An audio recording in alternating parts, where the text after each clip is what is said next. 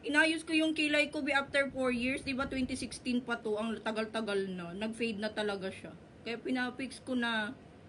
Ang ganda-ganda, be. Ang ano pa. Message kita mamaya kung gusto mong magpaganda. Sobrang mura. Tapos ang ganda. International pa yung nag-aral yung gumawa nito sa ibang bansa. Malaysia. Tapos I think Thailand, Vietnam. Ay nako. Magaling. Pailong na rin. Magpailong ka na rin, be. Sobrang ganda ng ilong. Sa ilong naman, sobrang ganda. Ganda ng result, be, sa ilong. Kasi yung friend ko, di ba, yung kapitbahay ko dito, yung kasama ko din nag-earn ng euro. Grabe. Ang ganda ng ilong niya ngayon, be. Sobra. Ano siya, hindi siya halatang, pinatangos. Kasi, ano siya, injection siya na nagiging na bumubuo sa loob, nagiging ano mismo,